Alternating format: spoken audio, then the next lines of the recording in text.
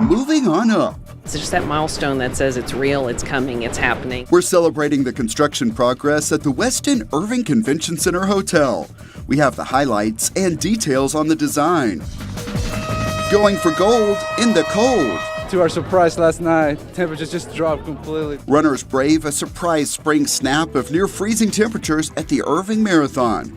Find out how they cope and get an update on a runner we profiled who collapsed on the course in 2016.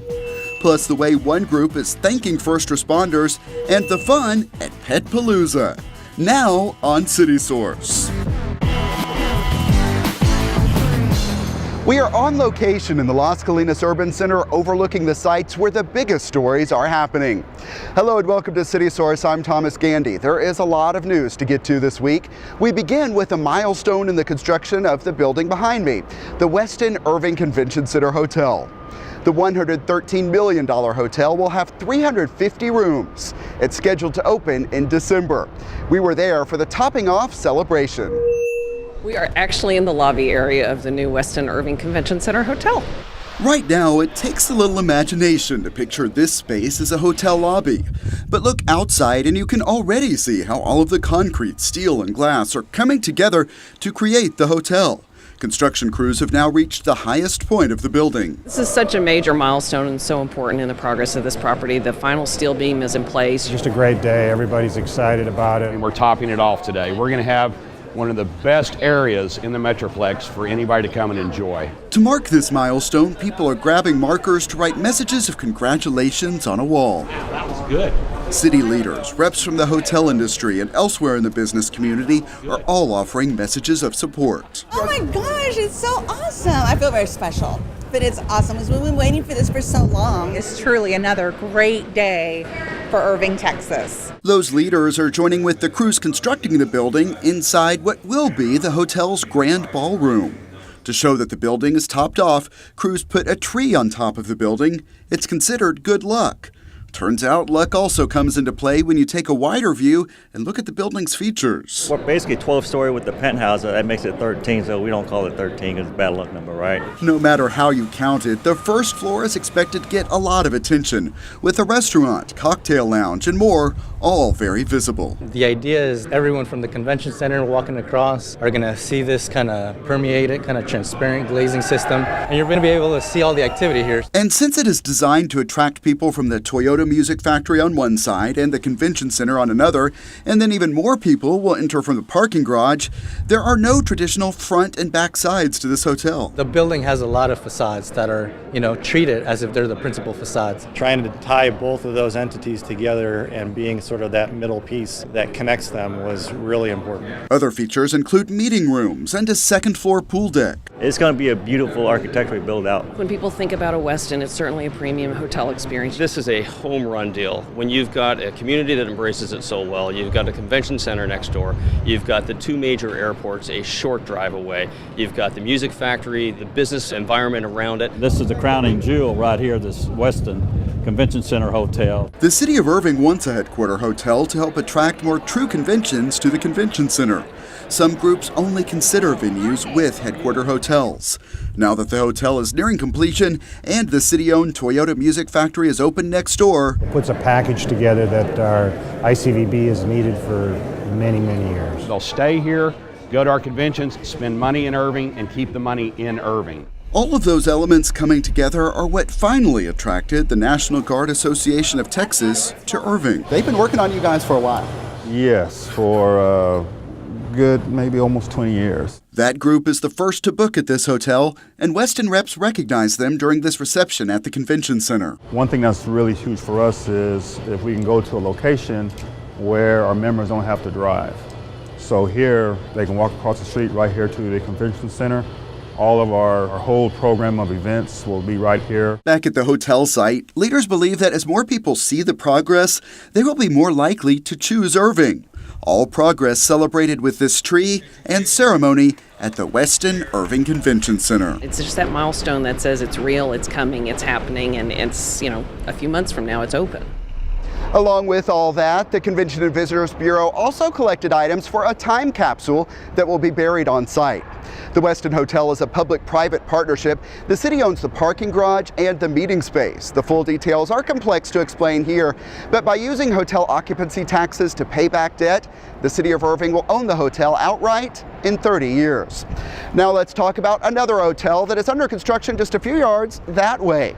You can get a good view of progress of the construction from here on the second floor of the Irving Convention Center. The Texican Court will feature about 150 rooms plus meeting space and 3 courtyards. Developer the Valencia Group describes the architecture as Spanish mission style with Texas influence. Here's an idea of what it will look like when it's finished. The Texican Court is scheduled to open in the fall.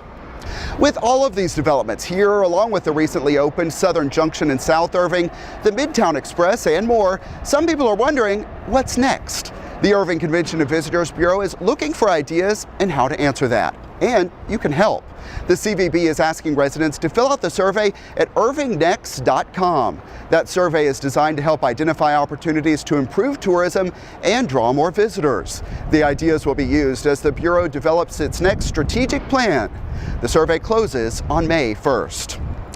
The streets in this area were filled with a record number of runners for the 6th annual Irving Marathon. The athletes had to deal with some tough weather conditions on their run. We heard from them at the finish line. As they cross the finish line, grab their medals, give some high fives, and try to catch their breaths, just about all of the athletes in the Irving Marathon have the same thing on their minds. The weather is really brutal. It was very, very cold and windy. Great cold. So the wind's so hard. But there is a lot more to this marathon than the weather, so let's start at the beginning. Here we go. Oh, yes, give me 5. Warm-up exercises get those cold bodies ready for this.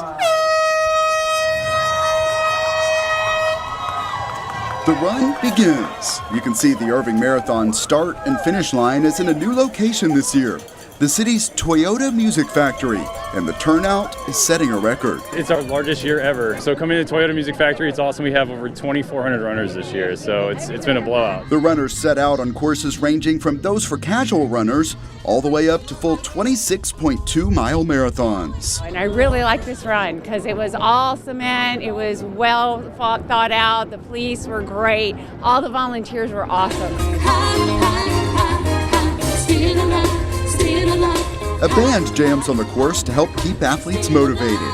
It is a course carefully selected so marathon runners can qualify to compete in the prestigious Boston Marathon.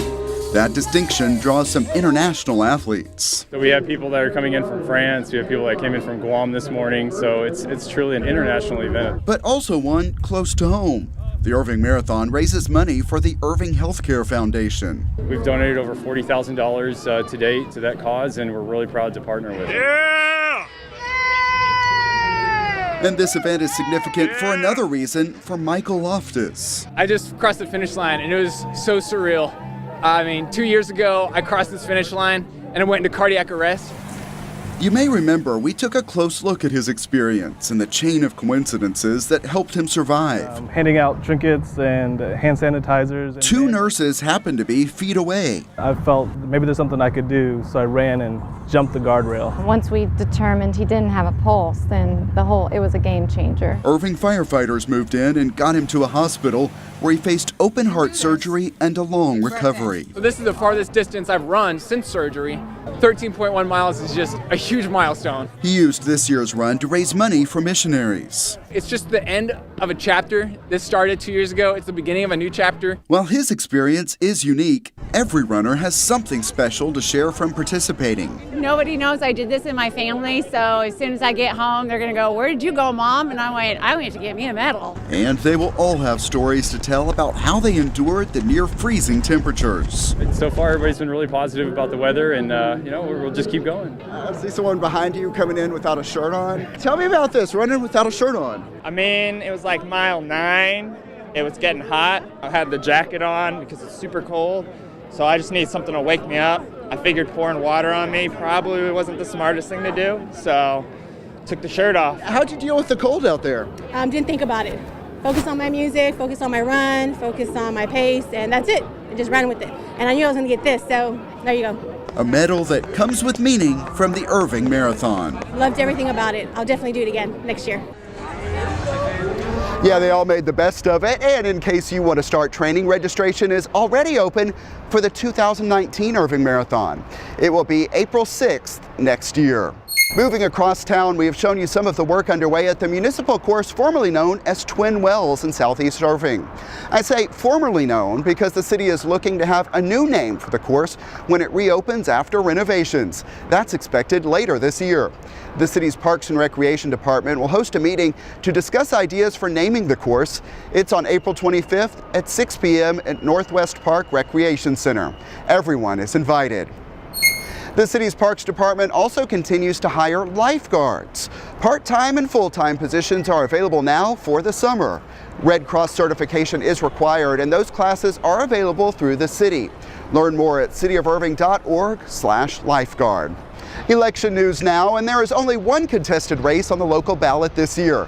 Place 6 is a single-member district. The incumbent, Brad Lamorges, is not seeking re-election. Here are the candidates in the order they will appear on the ballot. That order is determined by drawing. Cheyenne Elahi is an attorney. Albert Zapanta is a president and CEO. The elections for places 4 and 8 were canceled because they were not contested. Incumbents Phil Riddle and David Palmer will keep their seats on the council. Now here are the dates to keep in mind. Election Day is May 5th. Early voting will run April 23rd through May 1st. The city secretary's office can answer election questions. That number is 972-721-2493. The Irving Hispanic Chamber of Commerce hosted an event to say thank you to first responders. Here's a look at Big Heroes Appreciation Day.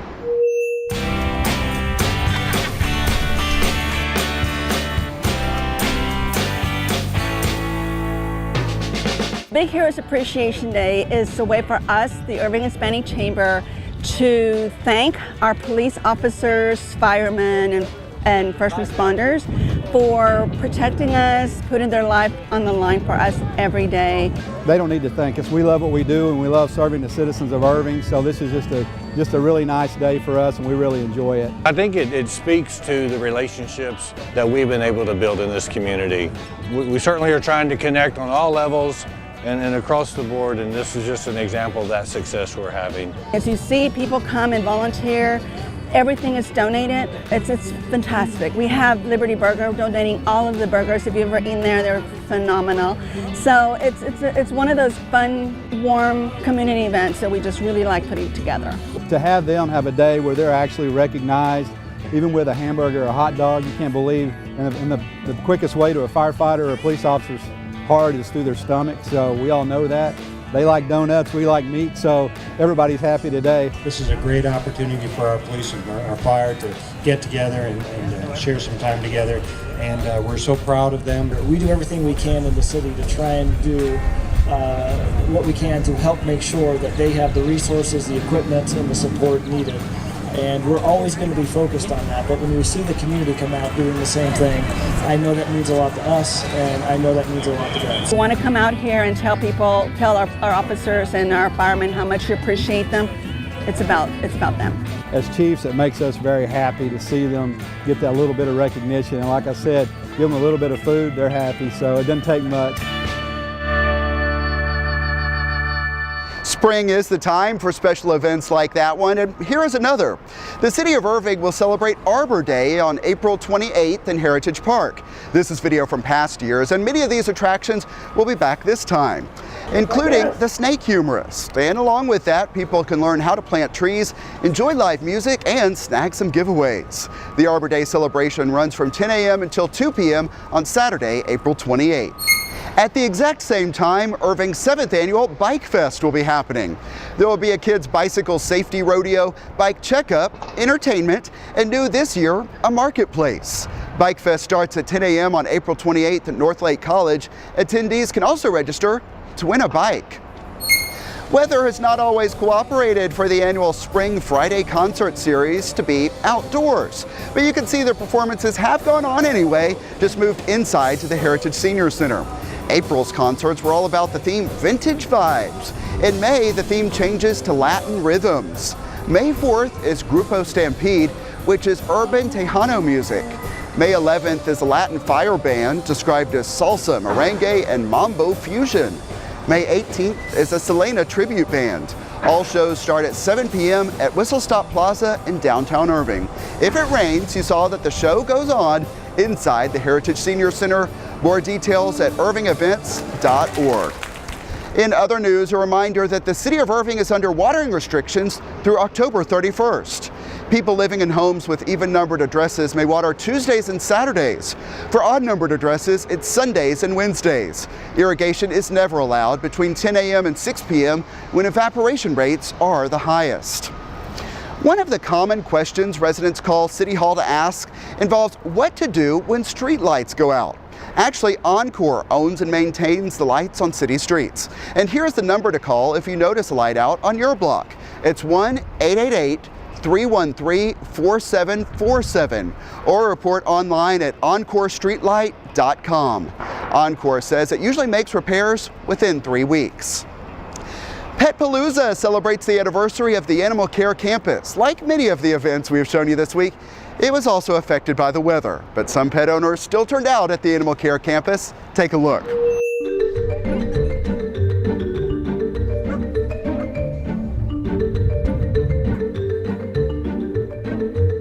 This is our annual PetPalooza event. It's a celebration of the opening of the Irving Animal Care Campus. So this is number 8 because we opened in 2010. We tend to have not so much good weather with it, but it's either too hot, too windy, too wet, or too cold. Today we got too cold. It's cold today, but our hearts are warm. We love the pets in Irving. We have lots of cute dogs and cats and lots of reasons to be here. This is Smokey. He's from Houston. I adopted him from the Houston Humane Society over there, and we moved to Dallas and we heard about this event and we thought about coming down here.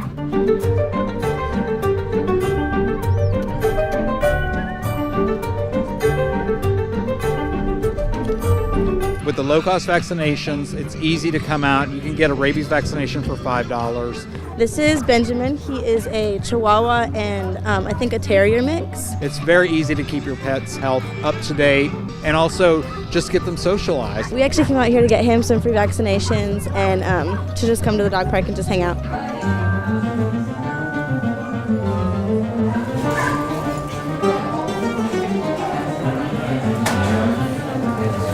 It is a lot of fun. Even with the windy, cold weather, everybody's out here having a great time. Our vendors showed up. We are Pet Once. We're an all-natural dog treat company, as well as our fresh pet treats. We also make our spa products that are just an all-natural way to help calm or heal dogs. We wanted to come out and support the DFW Humane Society. We are huge supporters of them throughout the year. They all love animals. They all have stuff that'll help you enrich your pets' lives. And, you know, it's really just an event to come out and have a good time with friends, family, and your pets. And that is a great way to lead into our Pets of the Week. Here's Brett at the Animal Care Campus. Hello everyone, welcome to this week's Pets of the Week. I'm Brett Wheeler, this is Michael Whiteside, and this is the sensational Sasha. Michael, tell me a little about Sasha. Sasha is brand new to the shelter. She was an owner surrender. They said that she has some separation anxiety, and they said that she was destructive in the house. Typically when an animal is destructive in the house, they're just not getting enough attention or interaction, which would be my guess probably with her. She is a little scared right now because she is brand new to the shelter, so this is all new to her, but she is just adorable. She's a Shih Tzu mix. She's about 3 years old, so she's got plenty of life ahead of her, and I think once she warms up, she's gonna be, really, really sweet girl. All right, from one small dog to another, now we have Emmett. Michael, tell me a little about Emmett. Emmett is 3 years old. He's a Terrier mix, and he was surrendered by his owner because they said he was too noisy.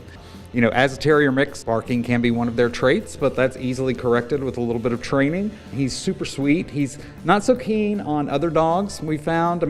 He just seems to kind of get a little overexcited when he sees other dogs, but in general, he's just a really sweet guy. And Michael, I can tell, like a lot of terriers, Emmett is really smart and he knows some commands. He does. A few that we just learned. He can sit, he will lay down, but the fun part is he can also dance. So he's a good dancer too. Maybe he'll be the next Dancing with the Stars winner. All right, Michael, looks like you have a special cuddling friend there. Tell me who we have here. Yeah, this one right here her name is Hera. She is about 2 months old. She was brought in with some siblings from unwanted litter. We have her listed as a retriever mix. I would guess there's probably some shepherd in her as well because of her coloring and the length of her hair. Obviously, she really likes to cuddle. She's still really young. She does have a hernia that's going to be treated, so she's not quite available to go home yet, but as soon as she receives that treatment, she'll be able to go home, but you can submit applications for her until she's ready. I'm going to guess if she stays this cuddly, she's going to end up just being a big lap dog at some point. So she's really, really sweet.